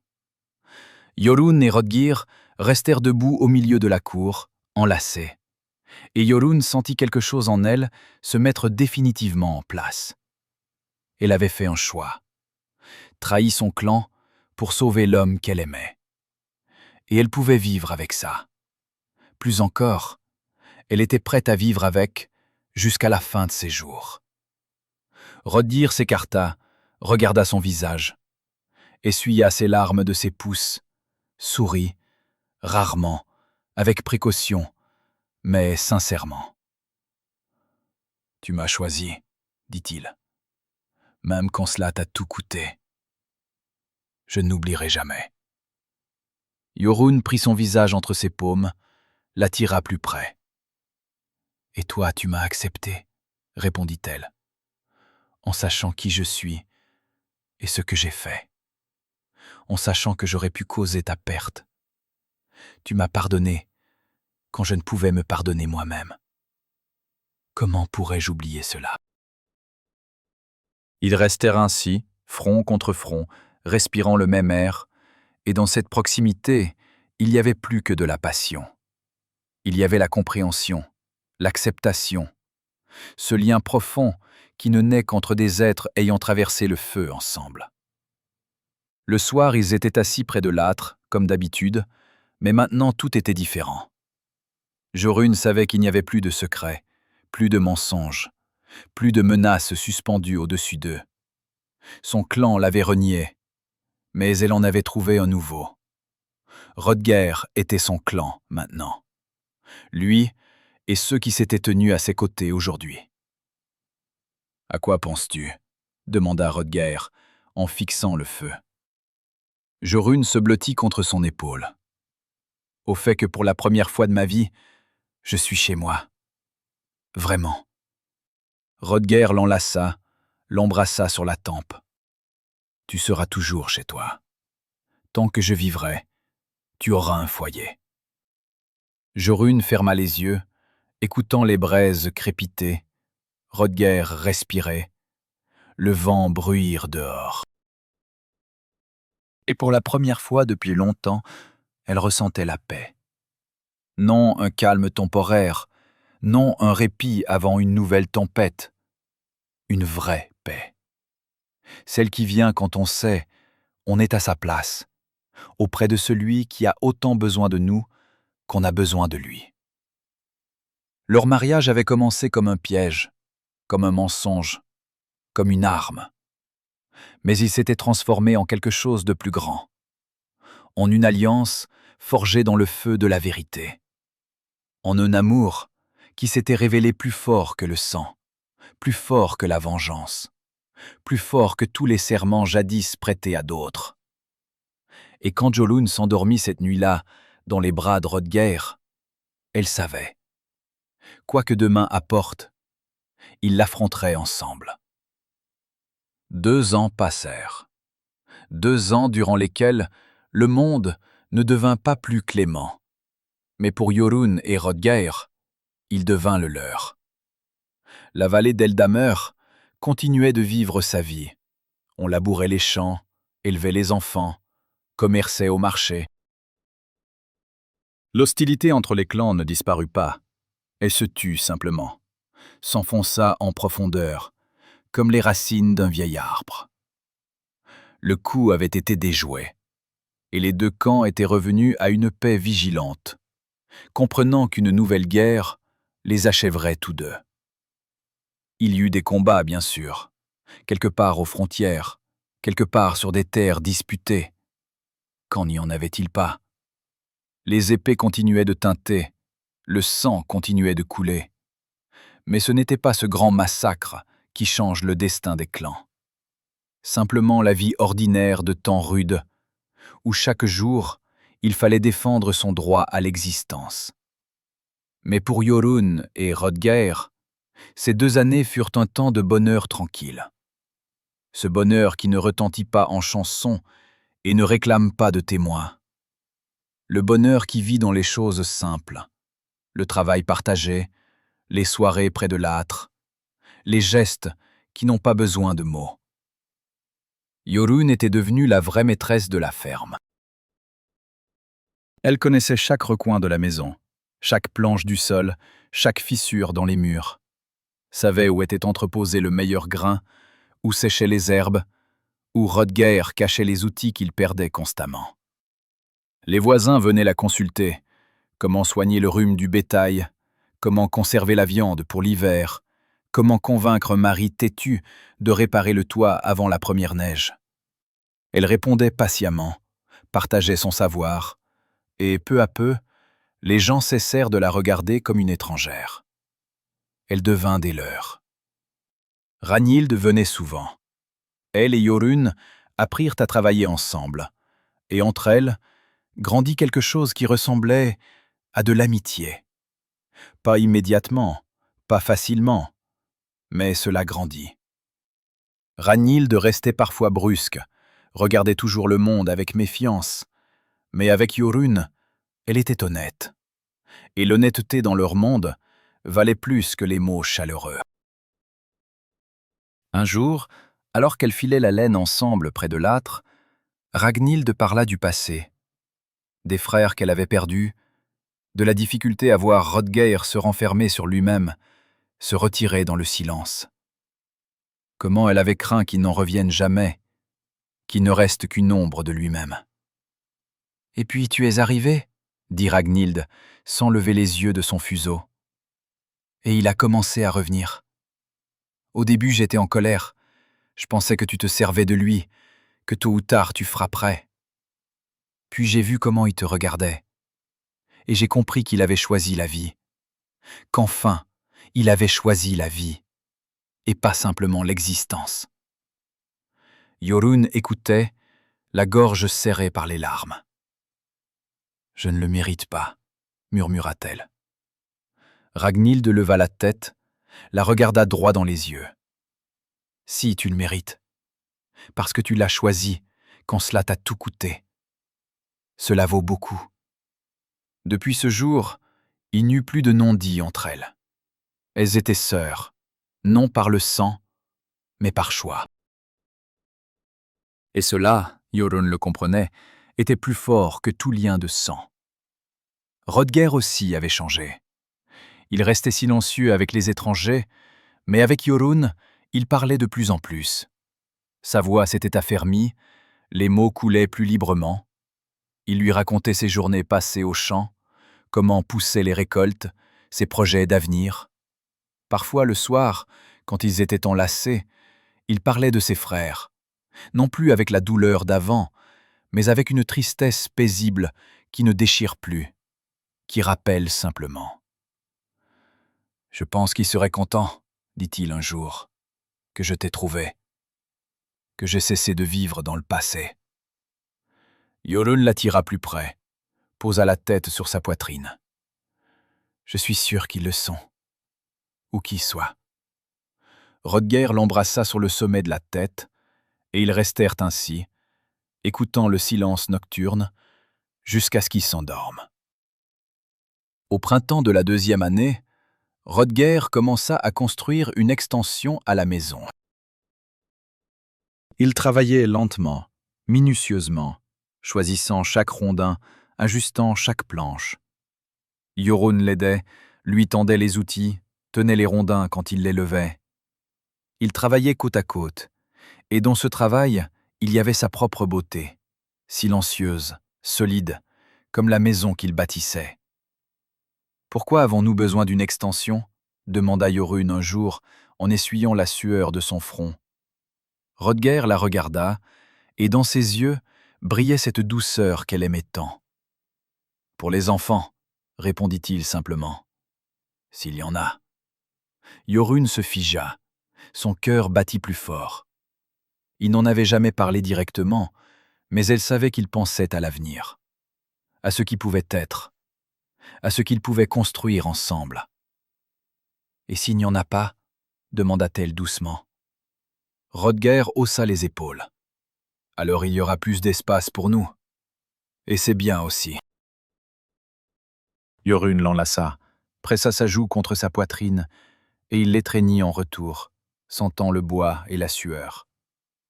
Dans cette étreinte, il y avait tant de tranquillité qu'elle sentit « tout irait bien. Quoi qu'il arrive, ils s'en sortiraient, ensemble. » À l'automne de cette même année, il se produisit au Ting un événement dont beaucoup se souvinrent. Rhodger se leva devant l'assemblée, pour la première fois depuis de nombreuses années, et prit la parole. Pas longuement, pas avec éloquence, mais clairement et fermement. Il parla de la nécessité de renforcer le pont sur la rivière, que l'ancien allait bientôt s'effondrer, et que s'il ne le réparait pas maintenant, l'hiver serait catastrophique. Il parla brièvement, concrètement, et les gens écoutèrent bouche bée. Le bouclier silencieux avait parlé. Pour la première fois en 10 ans, il avait parlé devant tout le monde. Quand Rhodger se rassit, près de Jorun, elle prit sa main sous la table, la serra. Il serra en retour, sans la regarder, mais elle sentait sa gratitude. Elle savait que cela ne lui avait pas été facile, que chaque mot avait exigé un effort. Mais il l'avait fait. L'avait fait parce que c'était nécessaire. Parce qu'il n'était plus cet homme brisé qu'il était devenu après le massacre. Il était revenu. Pas complètement peut-être, pas jusqu'au bout, mais revenu. Après le Ting, un ancien s'approcha d'eux. Vieil homme à la barbe grise jusqu'à la taille. « C'est bon d'entendre ta voix de nouveau, Rhodger, » dit-il. « Et bon de voir que tu as une femme qui en vaut la peine. » Rhodger acquiesça, et l'ancien regarda Jorun. « Prends soin de lui, petite. Il n'y en a pas beaucoup comme lui. » Jorun sourit. « J'en prends soin, et j'en prendrai soin. » L'ancien hocha la tête avec satisfaction et s'en alla, les laissant seuls. Rhodger enlaça Jorun par la taille, l'attira à lui. « Merci, » dit-il doucement. « De quoi ?»« D'être là. De m'avoir rendu ma voix. » Jorun leva la tête, regarda son visage. « C'est toi qui l'as reprise. J'étais simplement près de toi. » Rhodger secoua la tête. « Non, c'est toi. Ça a toujours été toi. » Ils rentrèrent par la route d'automne, main dans la main, et Jorun sentait le bonheur se répandre en elle en vagues douces et chaudes. Ce n'était pas ce bonheur éclatant et bruyant que chantent les skaldes, c'était un bonheur simple, quotidien, qui vit dans les petites choses, dans la façon dont il tenait sa main, dans la façon dont il la regardait quand il pensait qu'elle ne voyait pas, dans la façon dont ils s'endormaient ensemble, se réveillaient ensemble, vivaient ensemble chaque nouveau jour. L'hiver arriva tôt cette année-là, et la neige recouvrit tout d'un manteau épais dès début novembre. Mais dans la maison de Rhodger, il faisait chaud. L'âtre brûlait clair, les réserves suffisaient, et ils passaient les soirées à deux, parfois avec Ragnhild, qui venait se réchauffer et bavarder. Un soir, après le départ de Ragnhild, alors que la neige tombait dehors dense et silencieuse, Jorunn et Rhodger étaient assis près de l'âtre. Ils réparaient un harnais, elle filait la laine. Une soirée ordinaire, en rien différente de centaines d'autres. Mais soudain, Rhodger déposa son travail, la regarda longuement, et Jorunn sentit qu'il voulait dire quelque chose. « Quoi » demanda-t-elle en souriant.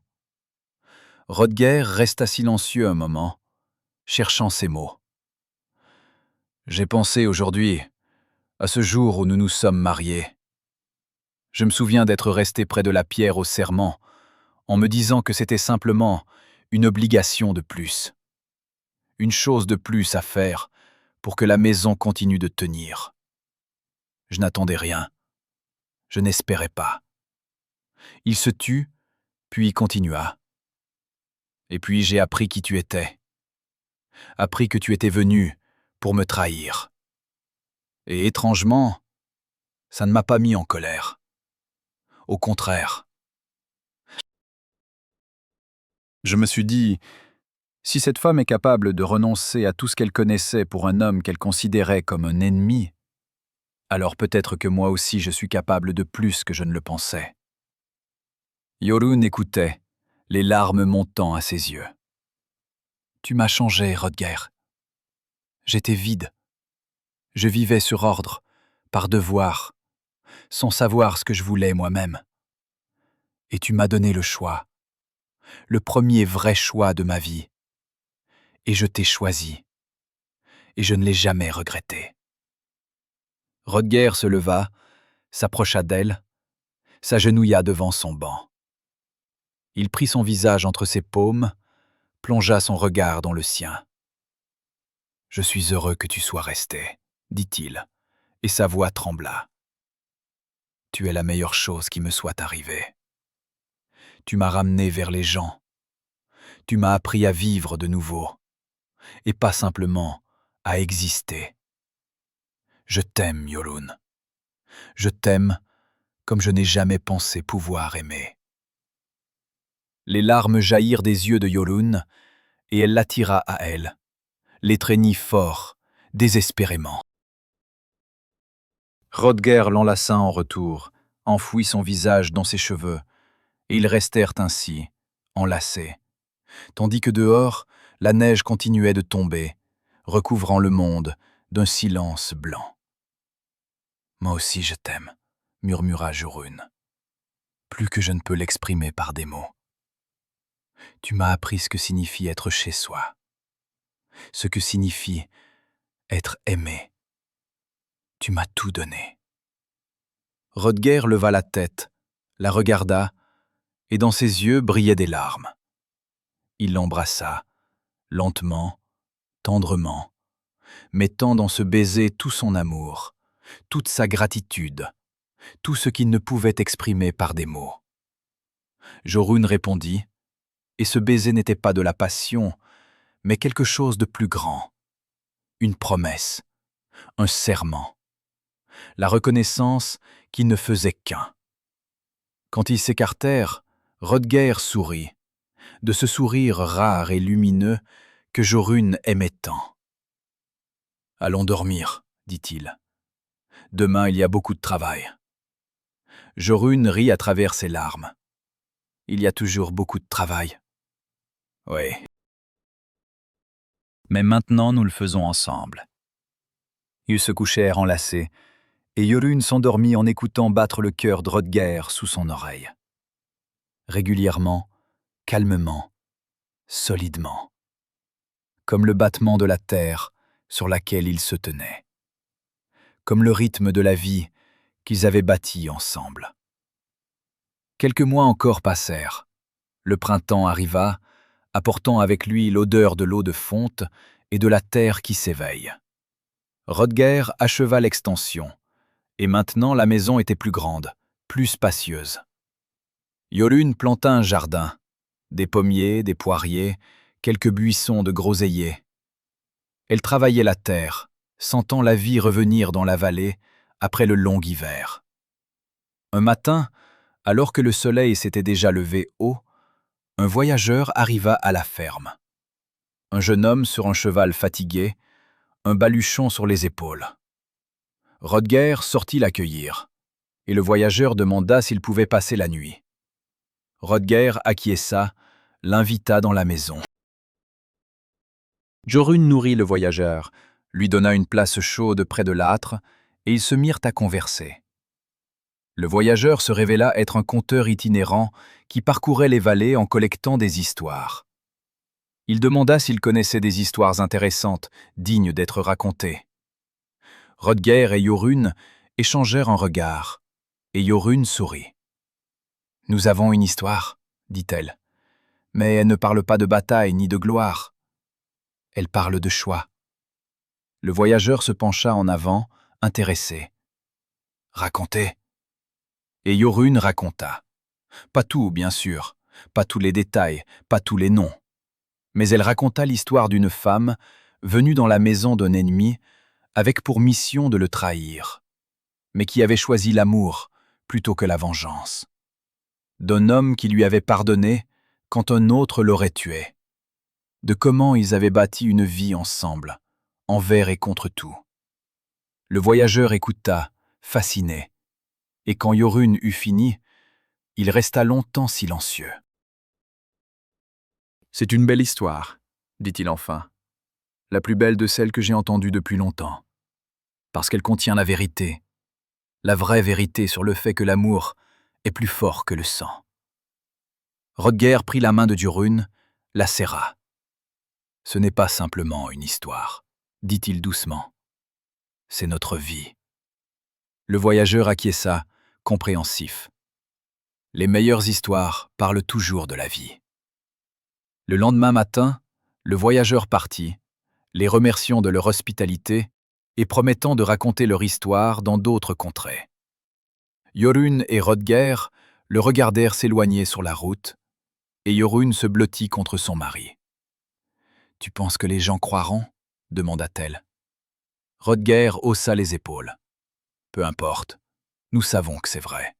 Cela suffit. » Jorunn sourit, et ils rentrèrent dans la maison, vers leur vie ordinaire, pleine de travail, de soucis et de bonheur tranquille.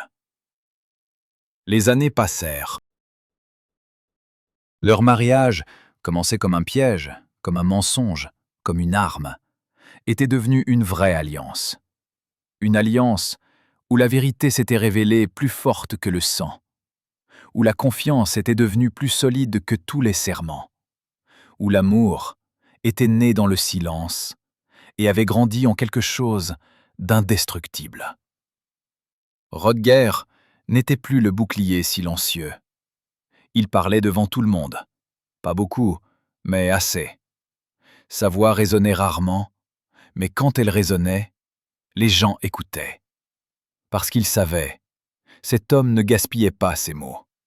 Chacune de ses paroles avait du poids. Jorunn devint une femme respectée de la vallée. On venait la voir pour des conseils, de l'aide, du réconfort. On connaissait son passé, mais on ne le jugeait pas. Parce qu'on voyait ce qu'elle était devenue. On voyait son choix et on le respectait.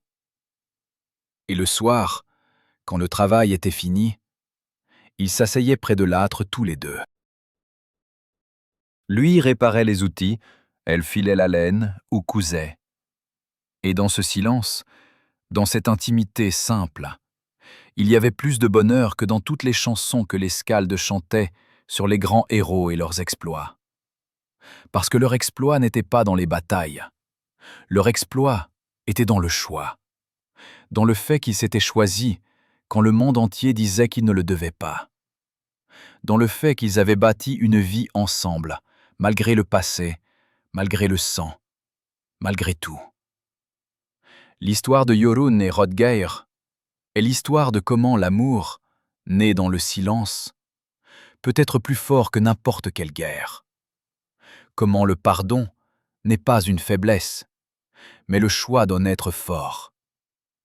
Comment la vraie alliance n'est pas celle scellée près de la pierre au serment, sous le regard des témoins, mais celle forgée dans le feu de la vérité. Quand deux êtres décident de rester ensemble en sachant tout l'un de l'autre, et le lumineux et l'obscur. Et que parfois la plus grande trahison, c'est le refus de trahir, quand on choisit un être plutôt que le devoir envers ceux qui ne méritent pas notre fidélité. Leur histoire ne s'acheva ni en triomphe ni en tragédie. Elle continua simplement, jour après jour, année après année, dans le travail et le repos, dans la joie et les difficultés. Et dans cette continuation, dans cette vie ordinaire et discrète, résidait la vraie victoire. La victoire de l'amour sur la haine, du choix sur le destin, de la vérité sur le mensonge. Et quand le soleil se couchait sur la vallée d'Eldamer, teignant le ciel de pourpre et d'or, la fumée de la cheminée de leur maison montait vers le ciel, comme une prière silencieuse de gratitude pour encore un jour vécu ensemble.